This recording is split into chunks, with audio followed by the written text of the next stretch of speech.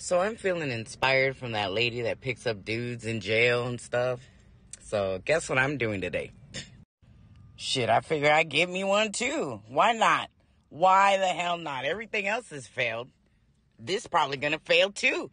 Only one way to find out. Picked one out in the paper. Today's his release date. It's coming out in 15 minutes. I got his clothes right here. Actually, they're my son's clothes. Hopefully they fit him. Well, I guess we'll find out. See what he looks like. All right. God, now I know how she feels just sitting here waiting. I got like 4 minutes until he comes out. Oh. Okay, just chill. Be cool. Be fucking cool, Liz. Don't blow it. Don't blow it like you blow everything else. Don't do it, Liz. Don't do it. Okay, stop talking to yourself. Fucking stop talking to yourself.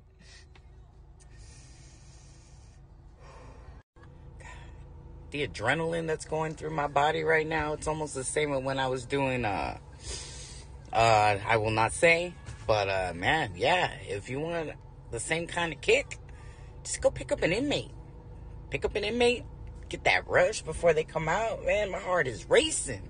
I can't even, it's like thumper in here. It's like, oh. I got 1 minute. Oh, here he comes. Here he comes. Do the clothes fit? Do the clothes fit? There he is. Oh, don't fall. Don't fall.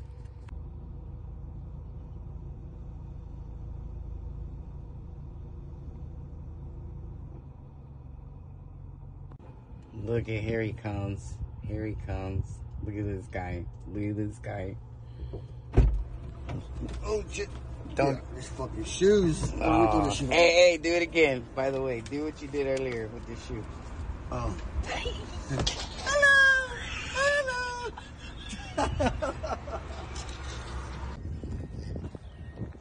Walk normal. Like a twike out motherfucker. Hey, you can't sneak on nobody. Hell no. 6.5 hours later.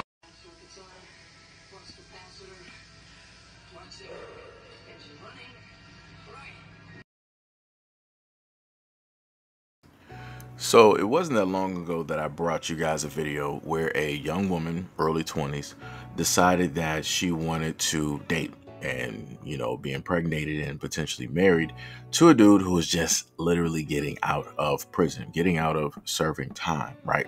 Quite a few years. And, you know, within that video, you saw that she, you know, brought him his first phone. They were going out shopping and, you know, doing a lot of, you know, great things, right? And I've normally told women like, hey, this is very dangerous. You don't want to do or mimic this type of thing because you never know who anybody is. These guys have been, you know, locked up. They've seen a lot of things, done a lot of things, might have experienced some very traumatic things or witnessed some very traumatic things. And that changes a person. If you ask anybody, they will tell you that lockup will change a person mentally, right? And a lot of times it's not for the better. And now you come to this video where you have this very grown woman deciding that she wanted to write somebody or however it worked, and that she wanted to, you know, wait for this dude and she wanted to do this. I'm just a little bit confused on how is it that we've gotten to the place and the point of where people can't find normal people. Now, again, I want to note this too. People have stated online that they were talking for about 2 years. Still, more than likely this dude was 2 years already still in lockup. So again, you were a pen pal. And again, you don't know the real history of any of these guys. You can look up certain things, that's great, but those are only the things that they got charged with. There are other things, other circumstances that you may not know about, and you won't know up until you find out later. And later is way too late. And like I said before, you know, people are free to live their lives the way that they want to live them, but it makes no sense to take unnecessary risks in life when it deals with your life and your safety. I need people, especially women, to actually value their lives a lot more, because seeing things like this, it's not even sad no more. It's just, I don't even have like a word specifically for it. Like this is beyond crazy. There is no logic within this. You are literally putting your life at risk. People say that you put your life at risk all the time when you're dealing with random people. You're certainly putting your life at risk now. You know how many jail fights take place? How many times dudes are, in there, getting really roughed up in a multitude of different fashions? Do you know how those things actually take place? And the dudes that be sitting up there getting their teeth knocked out, do you know what we really sitting up there taking? Like I said, there's a lot of things. There's a lot of things that happen. A lot of things that happen. You have and the craziest part is you have a lot of women that will sit up there and say they'll say to guys out here, I'm not going to take on any of your burden or your trauma or whatever it is. Go get a therapist, right? But then you'll take on the burden of the traumas of guys who have literally been locked up for 7, 10 or whatever years. I'm a little bit confused. I'm a little bit confused. Is it the fact that you actually care about their burdens and the traumas and you're willing to, work through them with that? Or is it a control type of thing?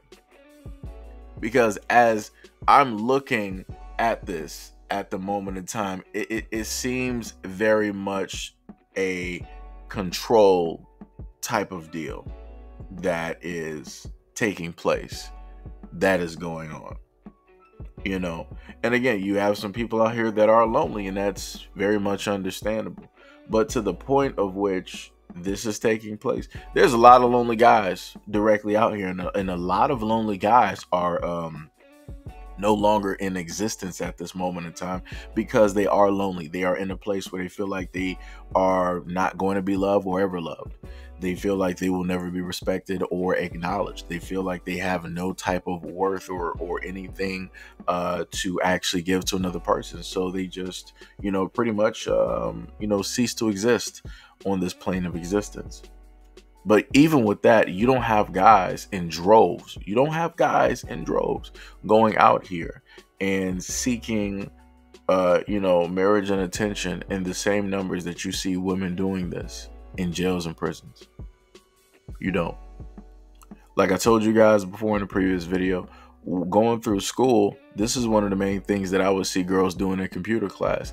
They would go to the public records and they will look at the jails and the prisons, and they will look at the guys, gauge them on how attractive that they are, and they will go through a 1 through 5 scale of the seriousness of their convictions. And you will hear them say like, oh, he'll be out in like a year or two. I'll wait for him. You will literally hear them say this. They'll wait for him. They will get pregnant by this dude. They will get married to this dude and have kids. They would just want to hit and run with the dude. Like all of these things. And I'm listening and I'm sitting up there looking at that then and I'm looking at now and I'm like, wow.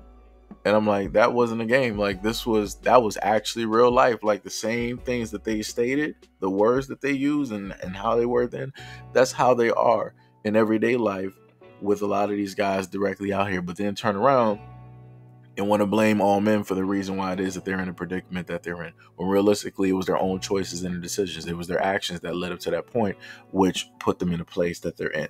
Either if those women are still here and they might have went through something traumatic, or if they're no longer in existence. Again, both of those choices were inevitable, and that's because they decided to be where it is that they wanted to be. So again, more women need to pay attention. You need to be wiser. Women need to start talking to a lot of other women out here about the choices that they decide to make. And guys, because this ain't it. It just ain't it.